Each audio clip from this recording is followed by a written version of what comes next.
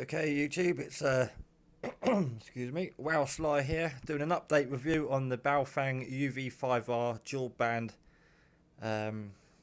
radio handset. I think it's only fair I do an updated review because the first video I made on this video, the first video I made on this radio was literally just showing you around the radio, 2-minute video, and that was it. But now I've had this radio for probably best part of a year. It's fair to sort of do a product review now. Now I've had quite a lot of use out of it. So one of the first things I've done when I actually ordered the radio was I ordered some accessories. One being the bigger battery, which gives it more of a lot of people say professional look to it. To be honest, I had trouble with my big hands to use the keypad, but when I put obviously the bigger battery on it, that comes out another 3 inches at the bottom. It enabled me to get my hands around below the radio and access the keypad better, as beforehand I was struggling, and if I was trying to get the bottom row of the keys, the radio tended to fall out the top of my hand. It's not made it much heavier. I think it's nearly twice the weight, obviously because it's twice the power. I can't remember the ampage now, it's been so long. Trying to read now. Yeah, I think it was 1000 something milliamps, and now it's, the bigger one's 3800 milliamp, still 7.2 at 7.4 volts obviously. So you might have to quote me on the small battery. I can't remember. I haven't even got it anymore, but all I can remember is the bigger battery is twice the ampage, so we get twice the life. Because I have to say, when I first took the handset out portable, it did literally last me the afternoon. I was going out sort of about lunchtime, just after lunchtime, and coming home about 5 or 6, and it was completely flat by that time. I think the last hour of me using it, the little Japanese voice kept coming on, saying battery low. So, yeah, recommended. Definitely buy the bigger battery for it. That's all I can say on that department. And then I opted for the bigger antenna. The standard one is okay. And like someone said to me the other day, was it worth buying the bigger one? And everyone kept saying to me, before I bought the bigger one, buy it, it's worth it. And I noticed a horrific, massive, dramatic change. Obviously, normally, with most things, the bigger the aerial, the better reception. Not always the case, but in the case of this handset and the poor quality of the standard antenna, I'm surprised it didn't snap. It's got a bit of flex to it, but the amount of times I've dropped it, landed it on the antenna, I'm very surprised it didn't actually crack and break the plastic where the obviously the antenna screws in. So stability, strength, I'm going to give this radio a 9. Definitely going to give it a 9 on strength, because I have dropped it quite a bit. I do use it portable quite a lot. It would get a 10, but we'll come on to that in a minute for durability. But we'll go back to this antenna. They're about £20, I think, in the shops. This is the Diamond RH771. I think it's a cheap knockoff copy, and it only cost me about £1.34 or something like that from Hong Kong. So if you pay £3, £4, £5, £6 for these aerials, you've got a bargain. You pay £20 odd for one in the like a radio shop. As far as I'm aware, they do the same job. So with the antenna upgrade, like I said, massive change there. It's a bit bigger, it's a bit difficult to operate now. I mean, for starters, I can't actually use it sitting in the car. The antenna obviously just pokes up. I have to sort of bend down in the car to use it. But that's if obviously the mag mount's not plugged in. And if it is clipped to my belt, the antenna sticks out quite a lot. It's a bit hard to sort of put in your pocket, wear under a jacket, or clip to your belt. The antenna is not practical that size, but if you're going for reception, yeah, on top of a hill or even just walking around the streets, that makes a world of difference. I would say there's probably about a 70 or 80% improvement on that aerial, so that was definitely worth the money. Right, we'll go along now to the speaker mic. Watch what you buy. I'm aware cheap knockoff stuff can be crap. Not always the case, but it can be. I wanted the baofeng one with the little red light on it. I was impatient. Everywhere I went at the time was saying a couple of weeks waiting or a month. Struggled to find one without it being literally stupid prices. I think the one I did find that would have been within 4 days was like £20 something. I'm not paying that. Just because I wanted the word baofeng on the front and a little red light when I keyed a mic. So I opted for the £6-7 I think it was microphone. Pros and cons on this microphone. The pros are it's got the headphone socket at the bottom. Cons are when you pop it open, not all of them, just this particular one, it doesn't pivot out the way, and when you open it up it doesn't quite clear, so you have to sort of bend it out the way. So I don't know if it's the same on other ones or just my one. Also, one of the pros are fantastic robust clip on this, I have to say. I've had this clipped to several different things, metal loops on my Viper vest, bags, jumpers, jackets. That's very, very strong, and even after the time period I've had, it's still got a really robust click to it, so you can clip it sort of omnidirectional, well, not omnidirectional, but a good 360 degrees. You can clip it from the top, from the bottom. But yeah, for a cheap microphone, fantastic. When I did buy the cheap microphone that we can see here, I did see a lot of people do reviews saying the hole was in the wrong place. I think I saw a video once where someone actually opened it up and the hole's there, but when they opened it up the microphone was actually on this side, or vice versa. But I actually opened this up because when I tested it out, someone said it was a lot quieter, and I opened it up and the hole was just offset from where the microphone casing is on the inside, so the sound would have had to go into the case, around the inside casing, and then back in to the microphone, which it couldn't do because the microphone's obviously sealed. So I had to open up the hole slightly bigger. See, I think you can actually see the microphone now. Oh, just see it flashing there, because the original hole was not actually lined up. But that was a 5-minute mod, didn't cost any money. I literally put a very small screwdriver in there and drilled my way through. I was impatient, didn't get the Dremel out and used a small drill bit, so I've got a larger hole than I need. But on the other hand, when I use it, the audio on this is fantastic, even though it's cheapy. The original microphone is just a tiny hole there, and built-in microphones are never the best. So there was an improvement, plus usability. I can clamp it to a fence post, a tent, in the car, and I've got the freedom to use this, which goes to my mouth a lot better than trying to put that to my head with the antenna, as I said a minute ago. So, cheap speaker mic. I suppose even if you buy a branded name one, you could still get problems. But the cheap speaker mic was fine. I didn't mind drilling a small hole in there. I got it, £6. There probably are cheaper ones, but I wouldn't want to go any cheaper. It's just I was impatient, and that was the quickest one that was available. Again, the copy antenna I've got, there is a tiny, say 1mm gap at the bottom, doesn't join. One or two other people have had this problem. To me, it's not a problem. For God's sake, I paid less than £2 for the antenna. Didn't have a black one, but I put a very small white rubber washer in there just to stop this. No, the terminals do connect, but it's just to stop the any dust from getting in. So I don't mind putting a small rubber washer on, even if I went and bought one for sort of 40 pence.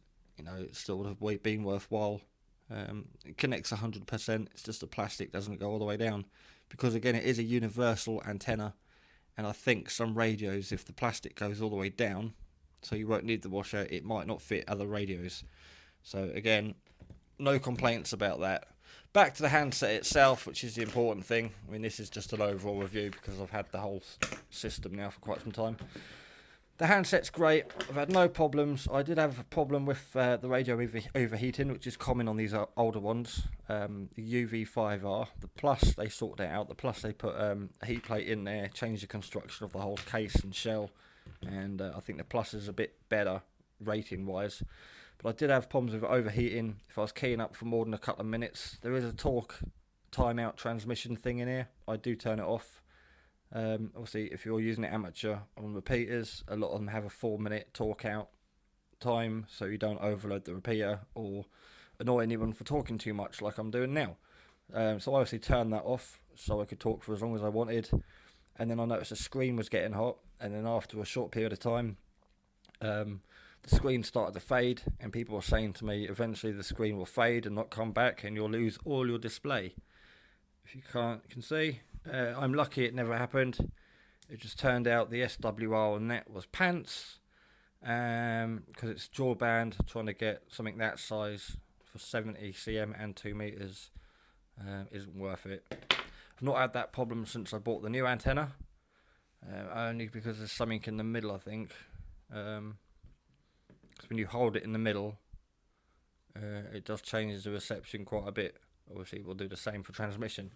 And now on the home base antenna, I'm running the X30 at the moment, dual band, SWR, and that's fine, so I don't get the problem with the overheating screen like I did on the homemade dipole, which wasn't SWR'd, and this. So another good reason I'm not using that. Now we're going to go back to why I said it's only getting a 9 for durability, because it could have done with a rubber washer in here or some sort of sealant. Obviously I do use it portable quite a lot, and if we can notice this, it's a bit quiet. If I open a squelch with one finger,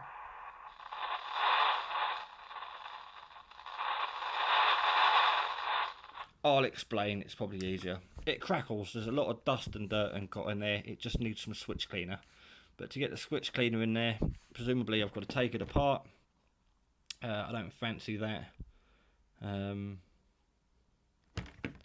I just put up with turning it until it stops crackling. So there's a slight crackle on the volume, which you get on a lot of old radios that aren't looked after. I do kind of look after it, but like I said, it goes through fields, woodlands, camping overnight, camping with the family, out on the bike, chucked in all sorts of bags, backpacks, suitcases, dropped on the floor in the car. You know, it's not mistreated, but it's basically not had an easy life. It hasn't been wrapped up in bubble wrap, so it's got a bit of dust in there, but that could happen to any radio. So I paid £60 for the radio, and then shortly after that they came down to 30. I think you can buy them anywhere now for 30. You can buy the package with the extra extra battery, the bigger battery pack, and you can buy the package with the speaker mic. And I recommend buying all the accessories possible. Not sure about the leather case, can't comment on that, never been a fan of them, but I'm aware you can get a leather case for this. They're always supposed to be good, obviously. I might not have that dust problem if I had an adequate case. The alarm feature, I've never used a personal alarm. I think the actions I could do if I was being attacked would be greater than the length of time it takes to hold down the button to activate the alarm. However, the torch facility, fantastic. I love carrying this radio on me when I need a torch. It's an adequate light for finding keyholes, looking for your keys, or if you're camping, just looking around the camp. Fantastic. And a few times to get people's attention from a distance or in the dark. The flashing light is supposed to be visual from a mile away. I've used that in the dark to get people's attention where I haven't wanted to shout at them. So both flashing light and the flashlight, fantastic. The backlight's great on this thing. The display's bright. easy to read, but not over bright in the dark. So there's no bleed over from the light distorting the actual number display. Not much else to say about it really. If you're looking for cheap 2 meter and 70 centimeter radio, the Baofeng UV-5R obviously is getting a bit old now since they've made the 5R Plus, and there's a few other ones coming up from Baofeng. A lot of these ones, including this one, the band button on the side seems to stick out more than the rest of the buttons, therefore there's a lot of wear and tear on it. But that's just, to me, general wear and tear. Again, it probably wouldn't happen if the button didn't stick out so much, so you can't compare that to the new one, if they've made that button sink in a little bit more.